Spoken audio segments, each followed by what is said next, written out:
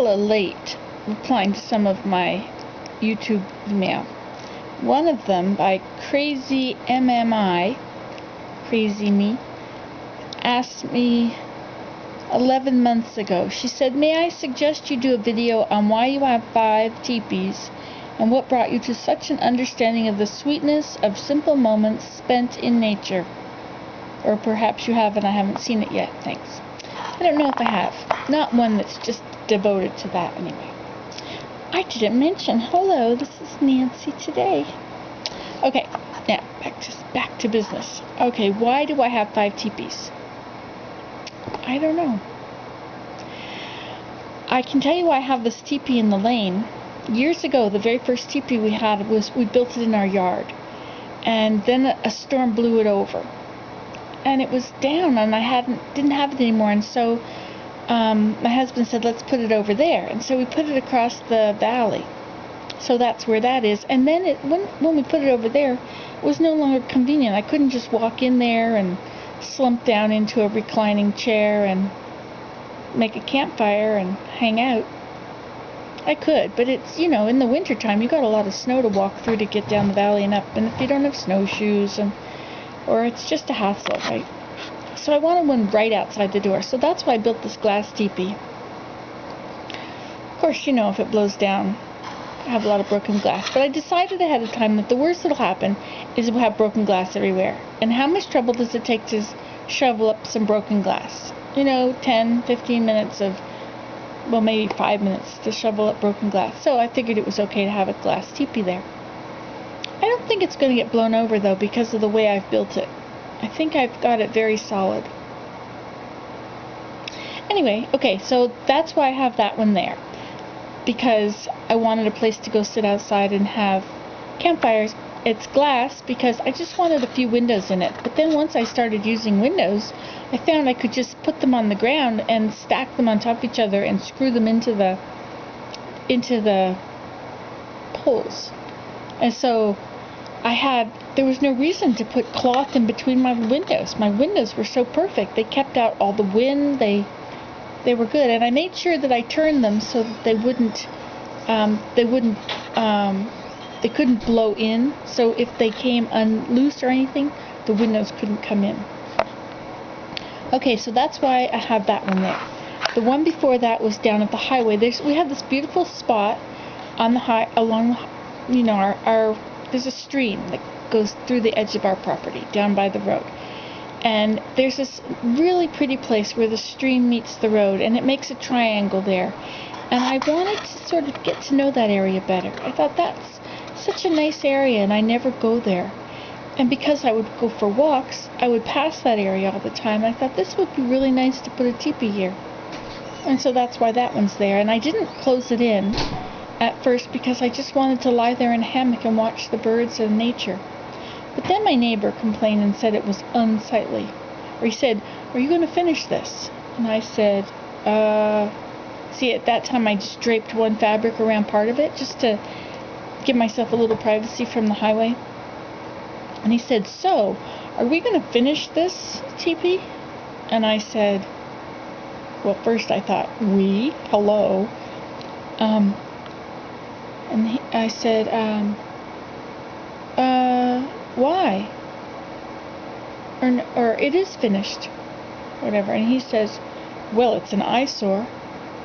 I didn't know what to say. I was totally stumped. I thought, what do you say? So I said, "Well, it's my property." What else could I say? Anyway, so after that I had been looking at it more, and that's why I put the weaving around it. I made it like a big big cone basket so that it looked a little nicer. Or something, I don't know why I did it. I just got the idea of doing it and I did it. And then just lately, I thought maybe I should cover the whole thing up to keep the snow out for the winter. But it makes it dark in there, and it becomes like a little cabin in the woods. It's not nearly the same thing. I can't lie in there now and watch a blizzard or anything. It'll be like retreating into a cabin. Anyway, that's okay. So that's 2 teepees. The one before that is beside the pond. We have a pond. It's kind of a rectangular shape, and we go down there and swim. And so we built a triangle. Well, I got my son to help me cut down trees and bring them across the marsh. That was not easy, and he didn't like that. Anyway, so we brought 4 poles across, and I just tied them and made a tripod and hung hammocks there so that we could lie there and sunbathe after we came out of the water. It's so wild there. Everybody likes that one. That's the one where I made the table. If you look up that, the twig furniture table. I gotta see how many minutes this is. Okay, it's 6. So then when we camped on that island once. There's a little sort of a horseshoe island that goes around that pond. It's marsh on the outside of that, but when they dug out the pond, the dirt they put around it formed a horseshoe. So that's where that teepee is. And we camped there once, but we had no shade at all. And I really liked that spot. So then, once I had made the other teepee, I went over there to the other side of just around the corner of the pond, and I found sticks that were in the marsh. Nothing really fancy, and I built a very small teepee. It's a 1-person teepee, and I covered it completely with cloth, 3 cloths, I think. And then I even put the fabric on the floor, and then I built a fire right in the center of the fabric, because it's a nylon it doesn't burn. It'll shrink away from the fire, and maybe you might get a clump of the melted nylon has a flame on it, but it'll go out. Anyway, so I put the fire right in the center, so the whole floor is completely covered with this white fabric, and you just have the spot in the middle where the fire goes. And then I have 1 hammock in there, so I can lay in the hammock right beside it. It's very short. It's, I don't know, 8 feet, 7 feet tall in the middle. It's not that tall, maybe 9 feet. It's very small. And that's 1, 2, 3, 4. Then the 5th one, my daughter built a teepee. I had been thinking of putting a teepee. We have another pond, an upper pond, and it's sort of an oval shape. And I had been thinking of making one, so I brought all these sticks to that area. And then my daughter went down there one day and put them together, and then we dragged a cloth down to cover it with. But last winter was not nice to it and broke some of the sticks. So that needs a little repair. But it's very, very nice in there. She's taken some Adirondack chairs in there, and she has a little campfire and a grill on top of it.